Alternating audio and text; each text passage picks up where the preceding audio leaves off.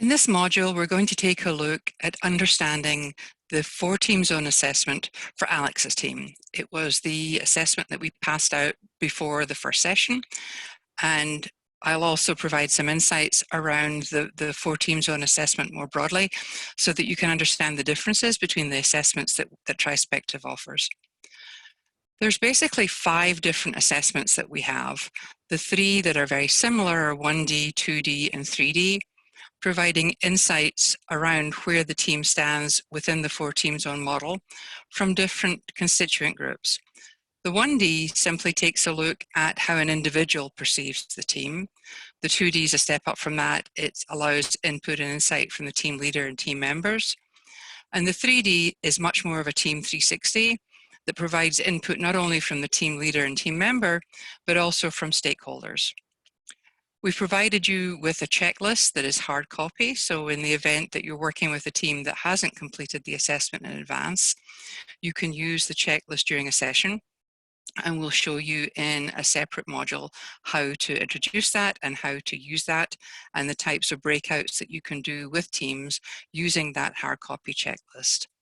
And then we have Snapshot. It's a very simple assessment. It's online and it's free, and has a number of questions that an individual can answer and get an immediate read as to where their team stands within the 4-team zone model. As we look at the different categories and subcategories, the 1D and 2D cover the same 5 categories. So team brand, that looks at quality results and overall team rating. Team mindset, that talks about the ability to be open to influence by other team members and the ability to influence other team members yourself, and the level of adaptability and flexibility that a team might have and might in fact spend time from a work perspective in being much more proactive than reactive in their work. Relationships, which are core to all teams, takes a look in measuring collaboration, team commitment, trust, accountability, and the ability to engage in productive conflict. Team operations is as simple and straightforward as it sounds. It looks at, is there clarity around team priorities and alignment around those priorities? Is there clarity around team roles, meetings, when you are together? What is the nature and quality of the problem solving that you're able to engage with as a team? And then what is the impact that the team leader has on the team's effectiveness? So is the team leader clear on setting their expectations? Is the team leader clear in holding team members equally accountable to those expectations? What is the team leader's level of commitment to the team and their ability to impact and influence outside of the team with the leadership groups that the team leader may participate on? Does the team leader create an open and supportive environment? And how effective is the team leader in communicating with the team? When you broaden this to 3D, you see the various subcategories here that stakeholders have an opportunity to provide some insight around. And we also ask the stakeholders the same questions around quality results and overall team rating, providing an opportunity to really level set how the team sees itself compared to how stakeholders see the team. So as we go through the assessment process, there's a number of steps I want for you to be aware of. The first is, it is very important that you contract with the leader, that the leader is fully on board and understands and is committed to participating in this feedback process. And the team leader also needs to be able to identify for you who the stakeholders are that the leader wants to go to and ask for that feedback and information. Stakeholders are generally those people who have either a dependency on the team for their own success or upon whom the team themselves is dependent for the team's success. If you're talking about CEO level, it can be a little more difficult to identify those stakeholders because it may be board members. It may also be direct reports to the senior team. But you can certainly talk with a team leader to get some idea of who the stakeholders are that they do want to identify. And the assessment allows up to 50 people to provide feedback as stakeholders. The second step in the process is to actually set up and launch the communication around the assessment itself.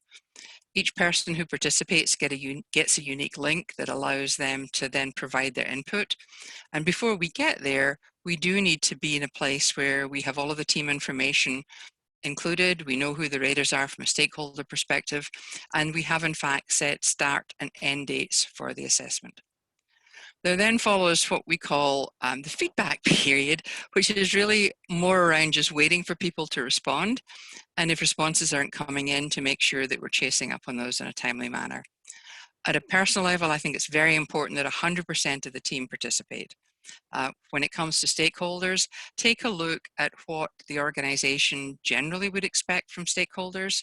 Many of the clients you work with have very high levels of stakeholder participation, as it only takes about 5 minutes for the stakeholders to, in fact, provide that input.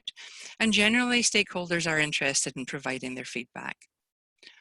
Once the period has closed for the assessment, you can then download the report. It gives you an opportunity to review the report in detail, to develop some of your own working hypothesis around what you see in the report, and to prepare questions that you would want to use in the next step, which is the debrief for the leader.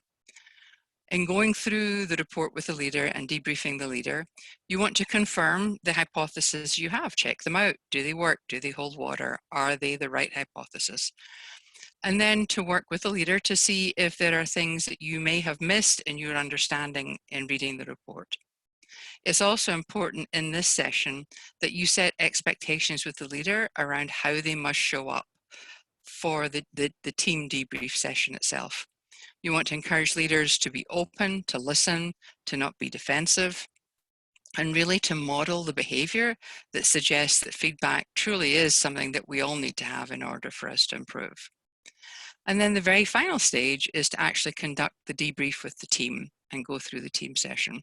And we'll provide more information around what agendas look like for those sessions and other tools that you might consider using to help team members work through having ownership of the development plan that should come out of that team session. So let's walk through the sample 3D report, and it would be helpful if you have it in front of you. I'll certainly be referring to it as we go through here, but just in terms of where the different pages are, it might help to have that report in front of you. So as you look at page 1, it provides just that information that I've gone through with you about the categories and subcategories that the assessment report uses. So take time to explain to the leader that you're debriefing what it is that they're going to be seeing in the report in terms of these different measures. And to encourage the leader to really stay open to what information might be coming out in this report. Take some time to explain the 4 team zones that shows up on page 2 of the assessment if the leader is not as familiar with the model as you think they need to be. So working through with them not only the definitions here, but just giving some examples of where you have seen teams in these 4 team zones, or asking the team leader to think about times when they have had both their worst experience on a team, which would be an example of a red zone team, and their best experience on a team, which would be conversely the experience of a green zone team. So the rubber meets the road on page 3, and generally what you'll see here, and I would say 8 to 9 times out of 10, team leaders are not surprised by the overall score of their team. They've already given some thought to where the team might be in the 4 team zone model. So in this case, this team scored in the yellow zone. And the things to really underscore here is the notion that the team is good, but they are leaving opportunity on the table, that there are areas that you'll see later in the report that both the team and the team leader can really engage in doing some work to help upskill the results of the team and get them to a place where they really are in that green zone where their performance is unstoppable. Here are some, as you see on this page, some ideas around how to understand the yellow zone definition. So a team that does work well together, that generally enjoys each other, that there are pockets of trust. But in yellow zone teams, we often see that they shy away from difficult conversations. And there are places where they do allow people to not perform as fully as they might and perhaps not carry their weight in the way that you would want to. On page 4, we get into the team results by subcategory. So as this is a 3D assessment, there is a stakeholder line on here. On a 2D or 1D, you would not see the stakeholder subcategory showing. And the icons here show where the team scores in aggregate in each of these 6 categories. So right away, you see a team that has a very good reputation. They're right on the border of a green zone team when it comes to team brand. And from an operations perspective, they are doing a good job in terms of how they manage the meetings, how they make decisions, how they problem solve. And as you go through the assessment, we are going to get into greater definition and greater understanding of each of these categories.